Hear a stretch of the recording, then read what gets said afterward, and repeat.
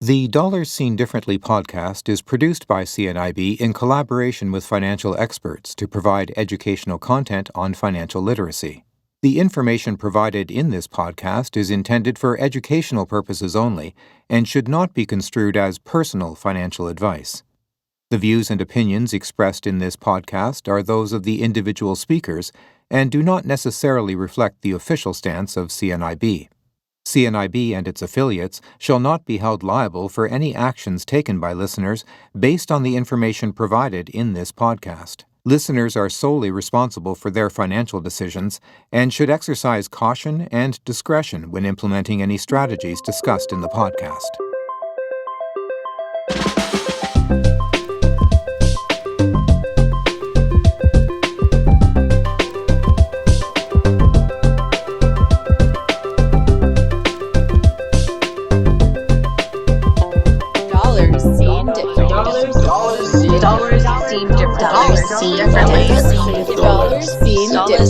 Differently. Hello, everybody out there. My name is Ryan Hui, and welcome to the Dollars Seem Differently podcast. I'm so glad to have two guests here with me today, and we're going to talk about some financial stuff for you. And joining me today is Tayo Al Nathan, who is the executive director, and I also have with me Dotan Ayodili, who is a CPA, and they're from the Financial Empowerment Initiative. Welcome to the show, guys. Thank you for having us. Thank you for having us, Ryan. I would love for you guys to start off by telling us a little bit about the group and the organization that you work for. Okay, not a problem. Once again, my name is Tayo Al Nathan, Executive Director at the Financial Empowerment Initiative. The Financial Empowerment Initiative is a small nonprofit based out of Edmonton, and what we do is financial literacy for the community. Teaching people about dollars, about debt, about budgeting and assets, and how to position their financial life in a way that they have a sustainable future. We also do an entrepreneurship support. So if you have a business, you want to start or you want to scale, we offer support and guidance towards that. Our website is www.thefei.ca. I'd like to talk about the financial literacy sessions that we have. When we started the FEI, the focus was so much on how do we help low to modest income members of the community to connect to the support that is available to them from the government of Canada.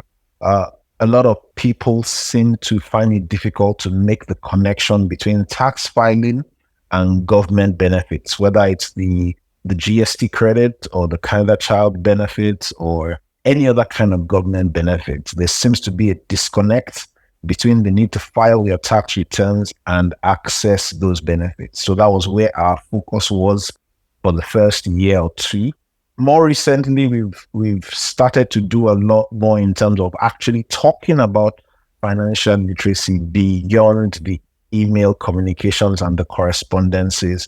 In the fall of last year, we went ahead and provided some online sessions talking about credit and consumerism, which is how the big corporations make you feel like you need to buy more to be more, right? We spend a lot of time talking about assets and who you are and how you can make use of all the assets in your life, not just the tangible ones, but the intangible ones like your smile, like your network, like your personality. So our financial literacy sessions have become something that we are super excited about to share with the community in the various forms, whether it's the extended 6-week version or the super abridged 2 to 3 hour version, as the case may be. So that's another one program that I know I'm particularly pumped about that we've taken on and that we're doing right now in the community. Thank you so much for that. And as a lot of our listeners out there will know, we're going to be talking about, borrowing and debts and taxes today. And those are 3 really scary words for a lot of people out there. So I'm glad that we get to cover some of these topics off. And I just wanted to start off with a question. What is a loan? What are some of the different types of a loan out there? And how can some people get their hands on them if they want to? Because I know that can be scary, even just knowing what you need to go through the process? A loan is simply, by definition, money that you're borrowing from a bank or financial institution or from a family member or from somewhere. You loan money from an organization to use for a certain project in your life. You can have a loan for a vehicle, a mortgage for a house. That's also a type of loan. Line of credit, a credit card. They're all loans, facilities. The thing about loans is that when they work and they work well, they make you super happy.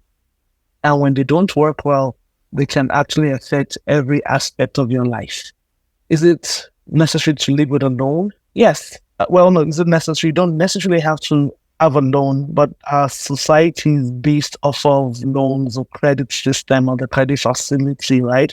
So a loan is the money you owe or you borrow from somebody, so you owe that money back. There's a cost of borrowing, it's called interest. And as we delve deeper, we can talk about how that impacts and affects you. What are the kind of loans that are out there? The basic ones, like the credit card. So you go and you get a credit card from your bank, $5,000, $10,000.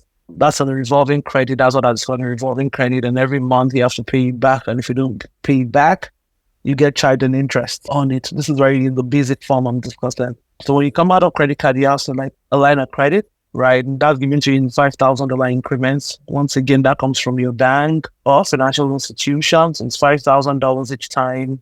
Then our line of credit is they're very convenient. So once you have it, you can use the money, and for years you can just pay back the interest. There's no pressure on you to necessarily pay back the principal. By the way, when you borrow money, what you borrow is called the principal. The cost of borrowing it every month is called an interest. So that interest is what you keep paying back. That's how the banks make their money. What you need to be aware of, though, with interest is you want a lower interest rate, right? As opposed to say a high interest rate. So coming back to the line of credit is line of credit gives you this facility. You're $5,000. You use it all. You just keep paying back the interest, and the interest is convenient. There's no sending letters to say pay us back our money. The flip side of that, though, is you can spend 10 years paying interest back, and you'd have paid, more than the principal. So if you keep paying interest, say $40 every month, and every month, in 5 years, you'd have paid more than the $5,000 you borrow. So that's a thing to be, to be aware of. And then there's another kind of loan. There's a mortgage.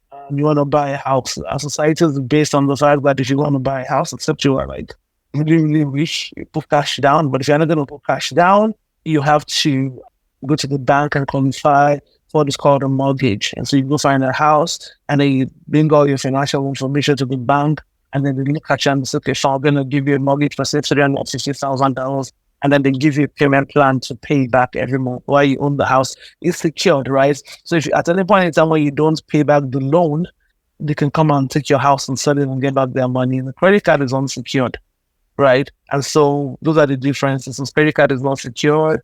It's easier to get financial flexibility. Line of credit flexibility, it's there secured. The mortgage for the house or for your car, secured in that sense, where if you don't pay back, they can come and take the property and sell it and get their money back. So those are the major or the most common kind of loans that are there. There are other kinds of loans that I wouldn't suggest that, people should get. For example, the one go to like a furniture store, for example, and they say, hey, we'd like to sell you all this furniture, but don't worry, we can finance it for you, right? And you go through an organization that gives you a quick finance. You have to check the interest rate very well. They approve you really quickly, but the interest rates are high. And those are that's another kind of facility. It's very dangerous to get those ones, I find, from experience anyways, because most of the times you struggle with paying it back. Another kind of loan that I frown at as a professional is the payday loans. Find them, and this is my personal opinion, everybody has different expressions of that kind of loans where, what is the word I'm looking for? Predatory, I find. So payday loan is not a company, it's just a kind of loan, I believe. But what it is they'll let you come in and they'll tell you, hey, we'll give you $5,000 in 2 minutes. And you just give up your pay stub or something like that. And the moment you give that to them, what ends up happening is you get the loan you owe them on your next payday, take the $5,000 from you. Now you don't have anything to live on anymore. So you go back to them and say, give me a loan again. So it becomes a rat race, right? It becomes a circle of destruction. You can never pay them out. You're stuck with the debt, and then it becomes quite predatory. That's the way I feel. And the interest rates are also super, super high. It's very difficult for you to come out of that. So we tell our clients is do not go for a payday loan. Do not go for any loan that the interest is higher than, say, a credit card loan. A credit card, maybe what, $12.99 or $19.99, right? Any loan that the interest rate is higher than, say, $12.99, I believe it's not as efficient. That's the word I would use. You used an interesting word, revolving, to describe a credit card. And how would that differ from a loan? Because that's a very interesting word to use. So could you touch on some of the differences between a credit card and between a loan? So typically, when you are approved for a credit card, the bank simply says, we see that you have income, and we believe that if we give you access to this, whether it's $500 or $5,000 or $50,000, you will be able to use it because you may have needs in that quantum. However, you will also be able to pay it back almost immediately. So that way we are giving you access to money at no cost. But what happens almost all the time is you spend that money once, and then you hit the limit, and then you kind of don't pay all of it back. So they now start to charge you interest, and you pay the interest every month. That's what creates the revolving nature. So the revolving nature is that the money is all, as long as the bank is happy with you or the financial institution is happy with you, and you've paid back that money is always going to be available to you. So when you borrow $10,000 and you pay it back, the credit facility is not closed. The $10,000 is available for you to take again once you pay it back. Now, a loan, on the other hand, a term loan or a mortgage or car loan, when you borrow the money, say $10,000, you buy a car, then you will have fixed payments that you make every month that cover both the interest component for the month as well as the principal. And every month that you pay back, the amount you owe the bank is reducing. And at the end of the tenure or term of the loan, that loan account is closed off.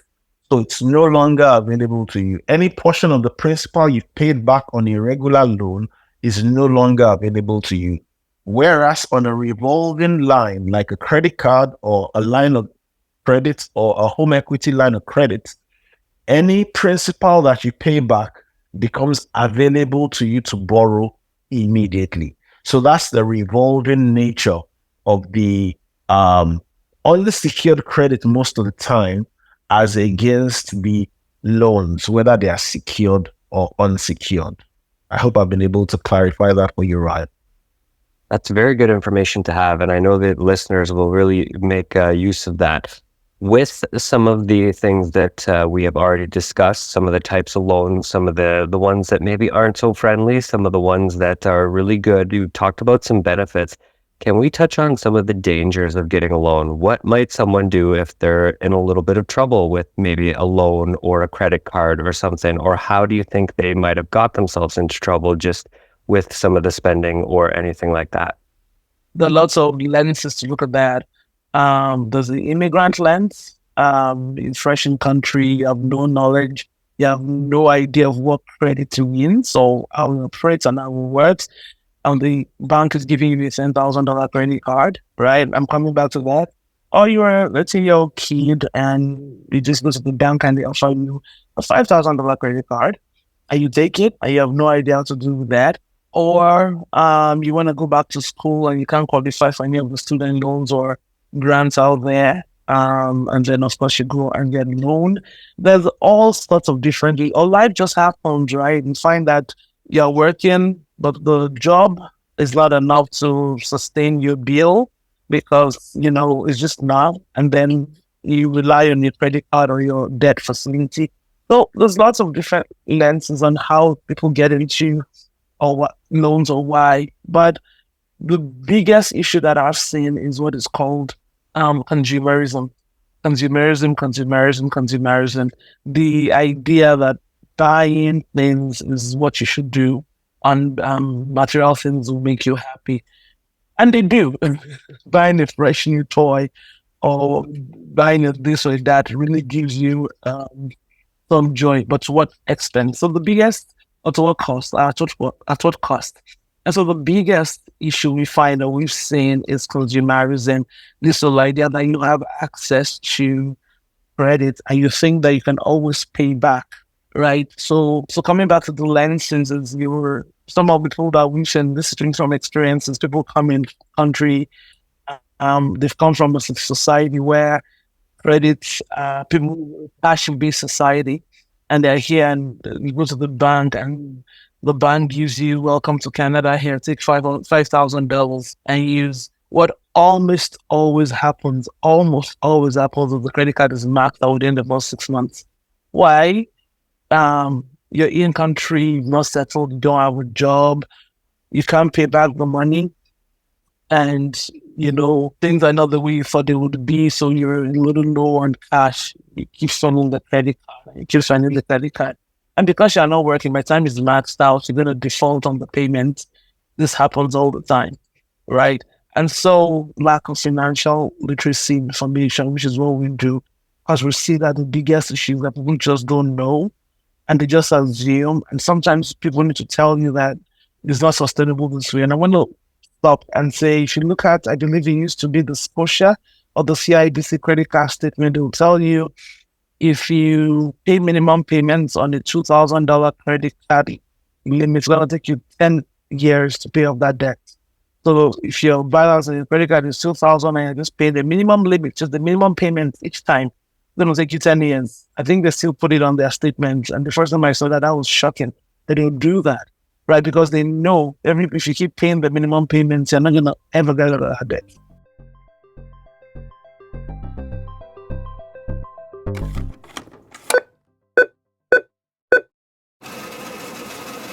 Dollars seen differently. Another question that our listeners have is, what information is required when you're applying for a loan or a credit card?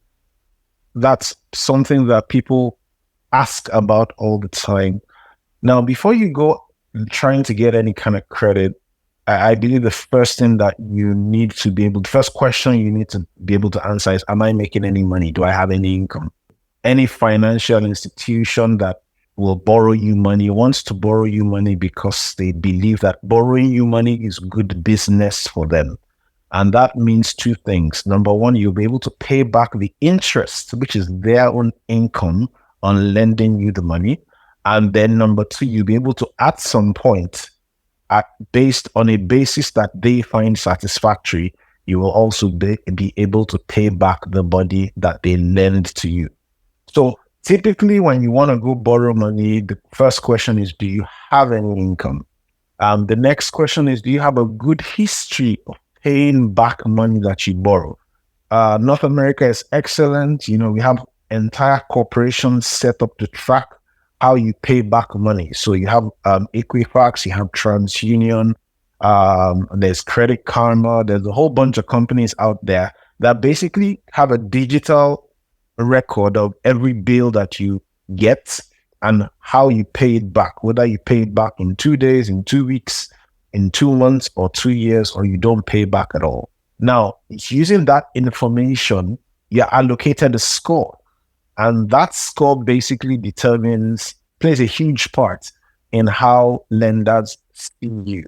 So they may not know your name, they may not know your social insurance number or your address or how much you earn, but they can very easily find your credit score.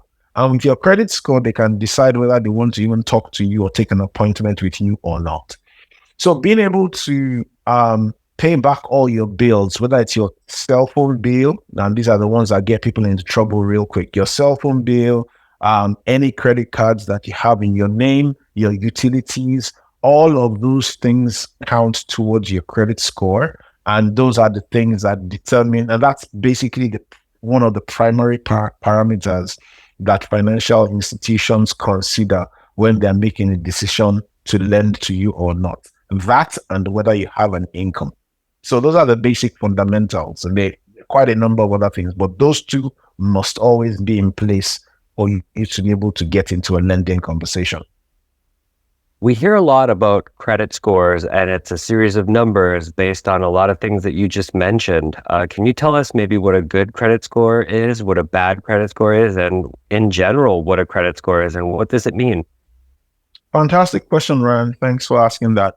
There are two primary providers of credit score information in Canada, and that's TransUnion and Equifax.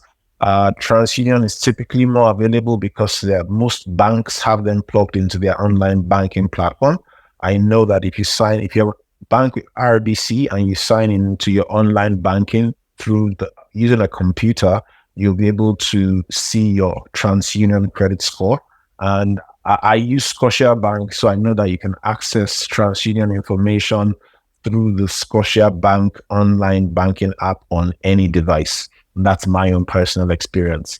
Now, both companies have 3-digit numbers that represent your credit score, and I believe it starts somewhere around 300 and goes to somewhere about 900 or maybe a bit more than that. But it's a 3-digit number nonetheless. Now, a score of 300 is considered to be horrendous. A score of 600 is considered to be fair, and the score of 650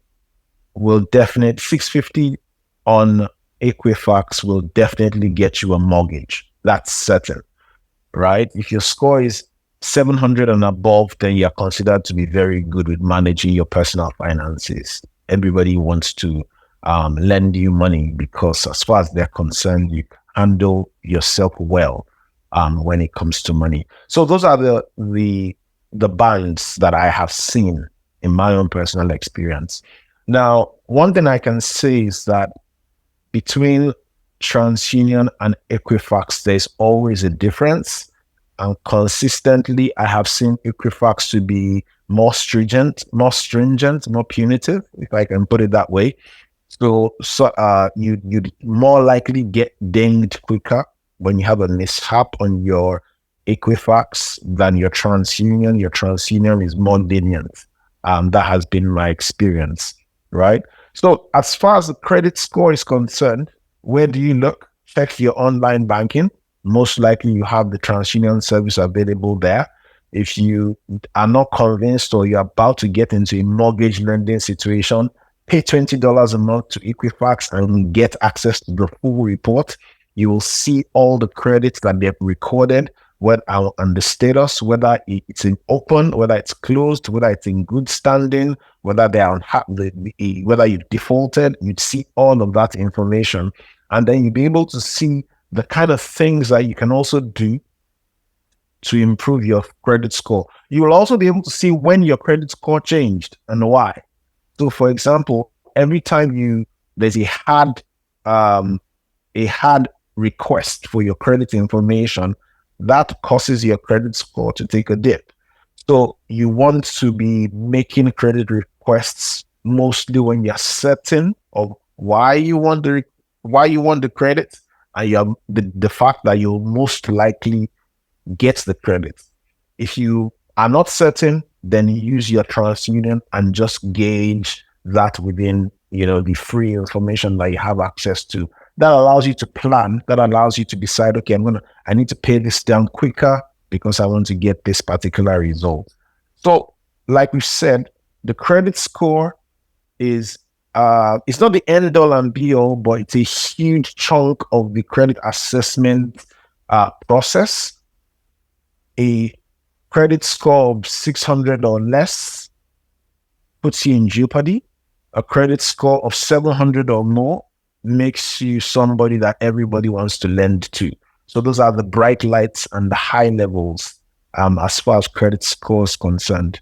I love this conversation. Thank you, guys. And you know what? I have a couple of questions based on our conversation thus far on borrowing, loans, and credit cards. And then I think we'll move on to taxes after that. So what happens to me if I can't pay back my debt, whether it's a loan or a credit card? What kind of are the bad things that might happen or some of the concerns that the banks or the lending people might have for me? Well, we certainly do hope that people who borrow money can pay back, but we also understand that life happens. The very first thing that can happen is, say you max out a credit card, they will start charging you overage fees and more interests and overage fees, and it compounds at an annoyingly astronomical rate really quickly. And then you're stuck with that, and that goes on your credit as a default, and it drops your score. So the first thing is your credit score is shot. It reports, I think, as an R9 on your credit score, such that no lender or is going to want to lend money to you. And you might think, well, that's not a big deal. But what Dotun maybe did not maybe touch on as much is everything goes through credit now these days. So if you want to rent a house, go check your credit score. If you want to get a new cell phone line, go check your credit score. If you want to do pretty much anything in the financial services, they will check your credit score. So if you don't have good credit, you're going to shoot yourself in the foot and knock yourself out of almost 60% of funds you can get, right? In terms of seeing good housing or getting a better car or maybe getting a mortgage or getting a cell phone, right? Or another thing that happens is when your credit score is bad is they charge you higher interest. So somebody who is richer gets like an interest of 2%, but you that your credit score is not as good, you get like higher interest. You max out your credit card, they charge you all these horrible fees. Eventually they close that credit card and they don't have access to it anymore. And but you still have to pay it. And of course they'll take you to collection. We're gonna get a letter from a collection agent somewhere out is saying you have to pay right away, you have to pay it right away, you have to pay right away. That affects you mentally, it affects you emotionally, it affects you physically, because they're calling you at odd hours of the night and sometimes they're even yelling at you. You don't like that, and that can affect your mental health. That I remember all the time I borrowed something from a library and I didn't return it. I thought I didn't. And then they took my name into collections and I'm like, oh, I got $40. And the guy called me and was quite rude and affected me personally because I'm like, it's so unfair. So that happens. That's like the lowest of the things that can happen. Such a default shows up on your credit for a very long time. And even if things get better during that process, they're going to keep explaining to the bankers and to the loans and saying, hey, that was a bad time in my life. I can do better now with my credit. Because the credit score is a financial report card on you for people to either trust you or not in terms of money. And then I think on the spectrum of things that can go bad is eventually you might have to file a bankruptcy if you're really behind and you're unable to pay back your debt, right? And nobody wants a consumer proposal on bankruptcy. But what I would say to this point is this: life happens, and everybody falls into a momentary default, right? There's no judgment here. If you're feeling a bit stuck and you're unable to pay your bills, you need to find help. You need to find help. You need to find help. You need to talk to somebody, right? I remember when the pandemic happened, people who had credit cards and couldn't work to pay back their credit card. I think you could have called the bank. Some people have insurance, right, where they buy insurance so that when these things happen, where you people fall sick and they have illnesses that they can't work anymore.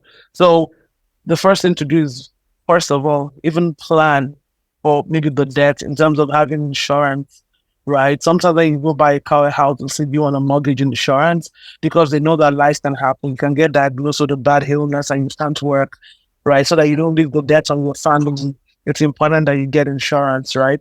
Number two, like I was saying earlier, you gotta get help. So if things are going south and you know you're losing a job, the first thing is to maybe call them and tell them, can you hold my payment first of all? If it's possible, some banks do that, or some institutions will say, hey, they can give you a 6 months reprieve or a 2 months reprieve while you get yourself sorted out, and then they hold your payment so that that doesn't count negatively adversely towards you. If you're in so much debt, you've gotten yourself in a situation where that's in so much debt, you might actually go to one of this, like Money Mentors is a good one, and they do credit counseling, debt counseling for you, and they will help you sometimes even maybe negotiate lower payments with your debtors or creditors, right? And that's important. What people typically do is they're quiet and they don't talk about it, and then it becomes this snowball effect, and you don't want that. So if you've done something and you're not sure, the first and the best thing you can do is to own up to it and start the process of retooling and rebuilding yourself. So there's no shame there. That's what I say. Because life happens. So those are the options that can happen to you. See if you can pay your debt. One thing I will say is defaulting on debt affects people really. It affects the family life. It affects your mental health. It causes you stress. You're upset. You're angry. You are unsure. It does have an impact on your life. It does cause stress, and we don't want that to happen. So, to the earlier point that we've made, financial literacy, financial education is important. So the more you know, the better you do. Thank you for that. And it's very insightful. And you kind of touched on this a little bit, but I'd like to continue down the trail. My last question here about borrowing, loans, credit cards, and debt is, what are some helpful strategies to help me pay back my debt? Or what are some things that people might overlook? Like you said, there might be the forgiveness from a bank if they offer that and you have had maybe a job loss or something like that. But what are some of the things that strategically can help you pay down your debt? I'll take this. When it comes to managing, particularly if things are still fine and it's just, everyday life, first things first, make your payments on a monthly basis. That's number one. Number two, take a look at the statements, particularly credit cards. Sometimes you're just used to, the balance is there, the balance has been there, you've made the minimum payment and a little more every month. And you're just like, I've not paid down the credit card yet. I'll get to it when I get to it. The challenge with that is that sometimes some charges come on the credit card that should not be there at all. And those charges can be a problem.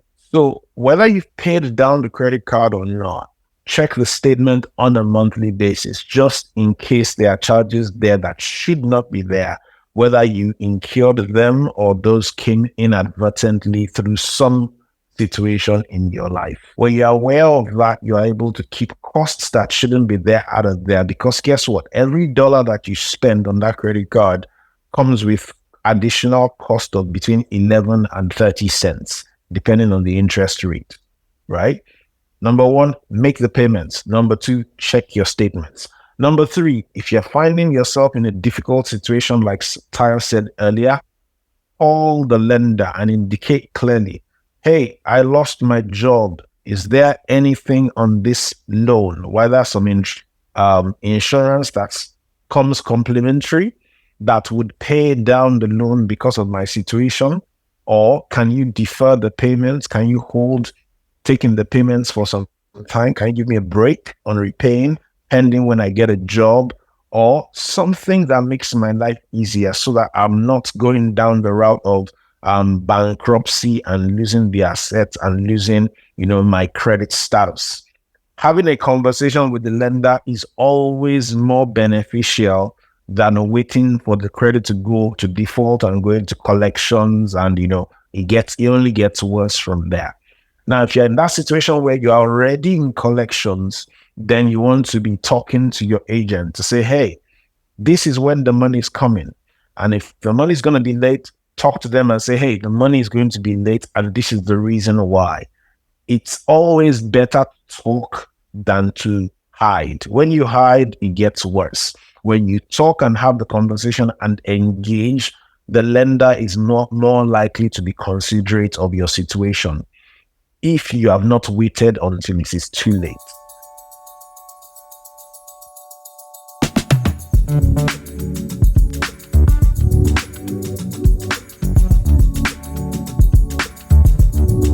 Dollars seem different. Dollars seem different.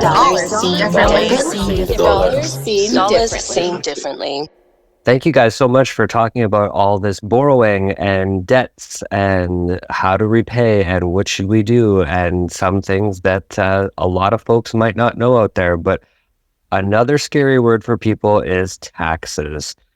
Why is it important for us to file our taxes each and every year? Well, taxes first. Why is it important that we file our taxes every year? The first thing is compliance with the government. The government says to do it, so you do it. You obey the law, right? It's important that you file taxes because Canada is an honor system, and they expect you to self-declare your taxes every year. And because the taxes they collect from us go into healthcare, the good roads, or the national defense, and for people who maybe might have lived in a different country that was not safe, you'd appreciate the cool calmness, safety here in Canada. So I'm a big proponent of filing your taxes, filing it on time, and pay your taxes. And that might not be very popular to some people, but I am a big proponent of filing taxes. Why should you file your taxes? It attaches to the benefits that might be owed or accrued to you. For some of the income earners, call them modest income, and you're on benefits. If you don't file your taxes, you will not get your benefits, so you're not able to get your child benefits, your carbon rebate, or your climate action incentive, or your third one I'm blanking out right now. That's a GST credit. The GST credit. You're unable to qualify or to apply for those provincial benefits. So if you need the benefits or having your taxes done would impact that. People who are also older, receiving old age pension, all that is now tied to your benefits. To your taxes. So it's important that you file your taxes on time because it will impact the benefits that you're receiving. Do I have to file my taxes even if I don't have a job? Yes, you do. Canada here mandates that everybody over the age of 18 file their taxes irrespective. So you can file a zero income. You must file a zero income if you've not had a job, but you must file your taxes every year. Deadline for personal taxes is April 30. What forms and what information is needed when you file a tax return? So, like Tyler said earlier, everyone over the age of 18 till the year after you die is required to file a tax return in Canada. Your last tax return is filed for the year after you die. That's how it works. Now, what information do you require to file a tax return?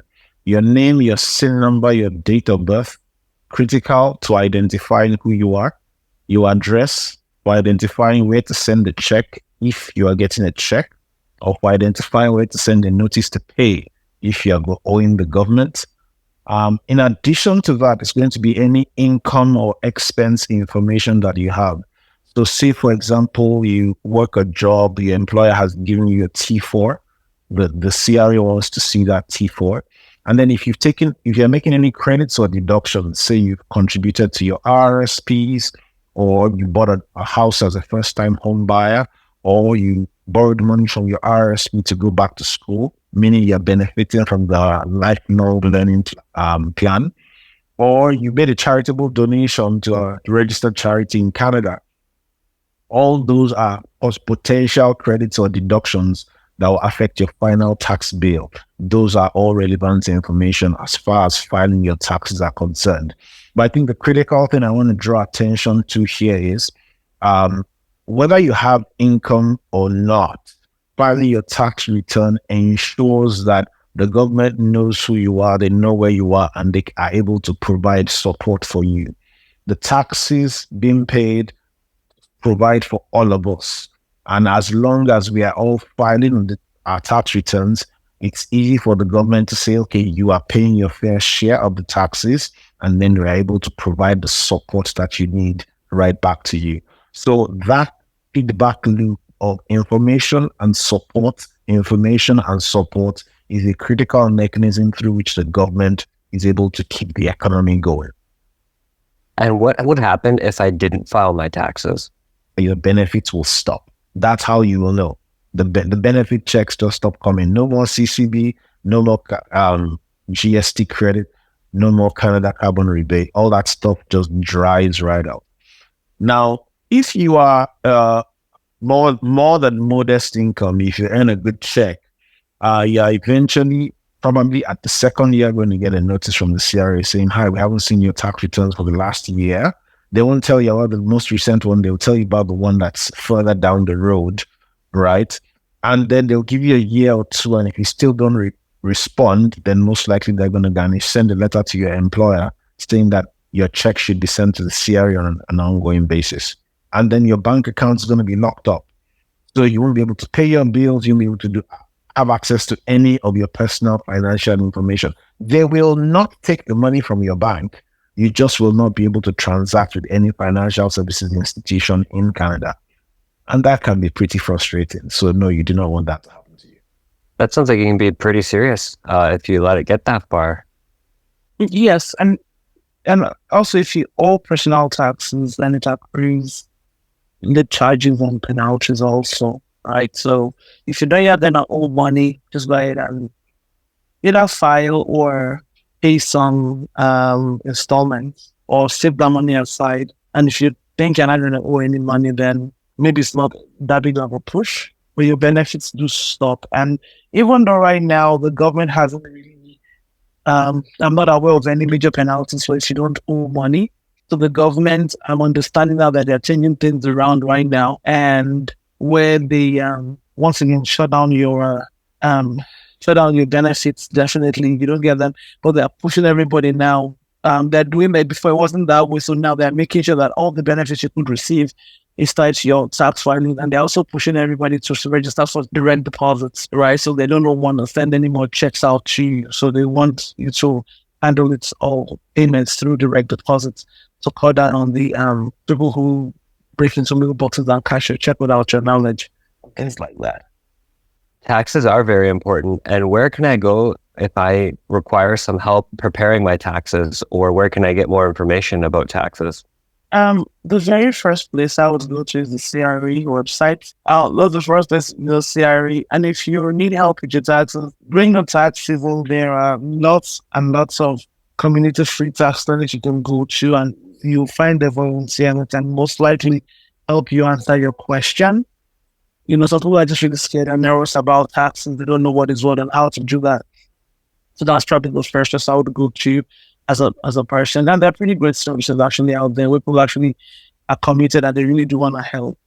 Another place I would go to is, if you're living in the free area, then you have to probably go to like an H&R Block or like a Wealth Simple. You can do it virtually online yourself, so you can understand the kind of information they want. It's not so that, look, I've seen some people will start out doing it on an app online like TurboTax, and then they get stuck and then they come to us and say, I've started this. I don't know if I've answered this question properly. Can you help me? The way the tax data legislation was designed, sometimes I wonder if they meant it for regular people to understand. I think it's important that if you feel that you need help, go to the CNIB website.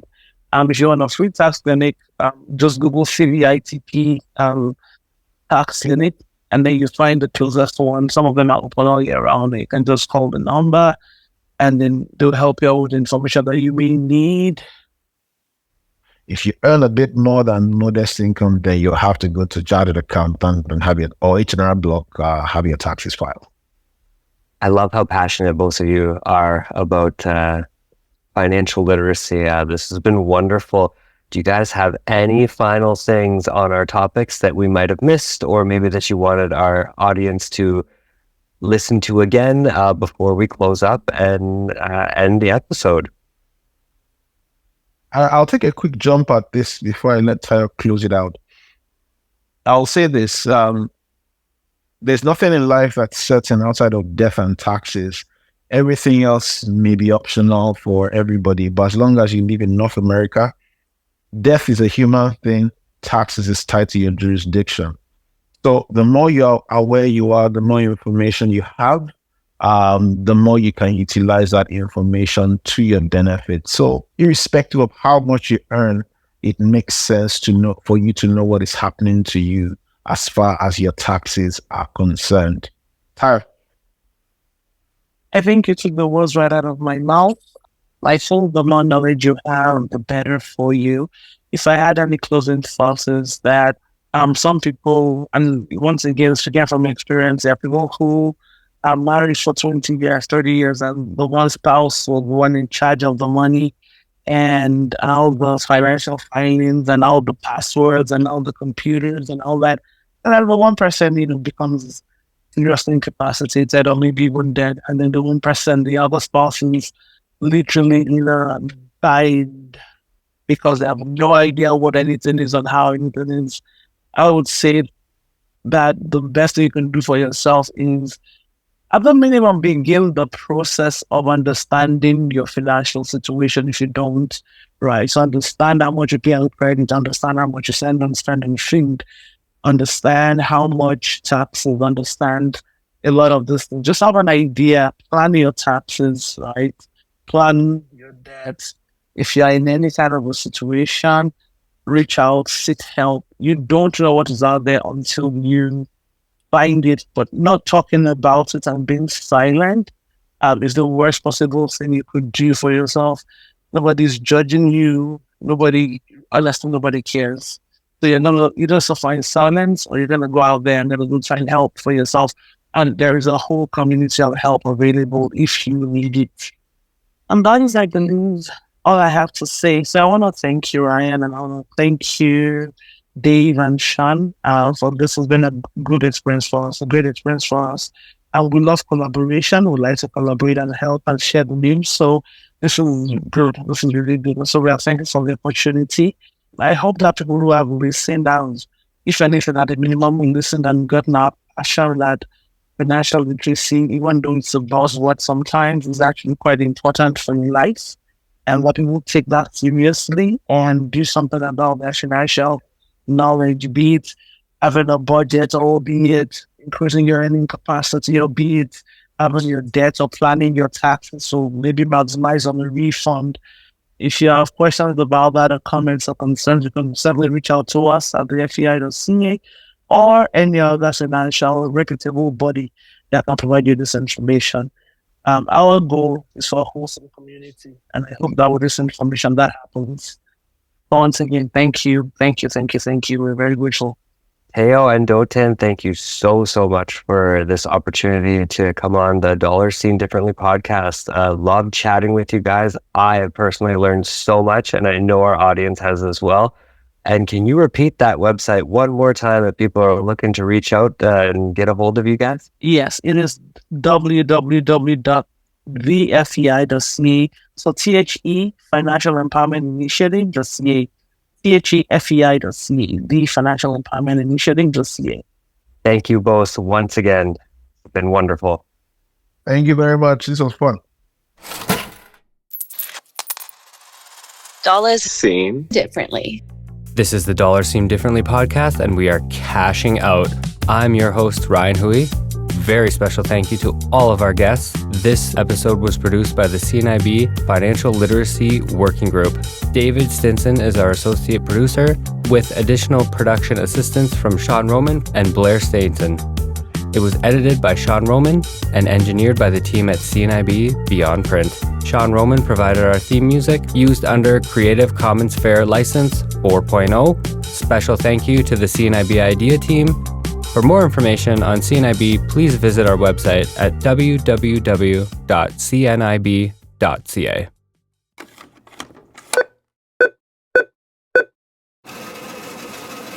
Dollars Seen differently.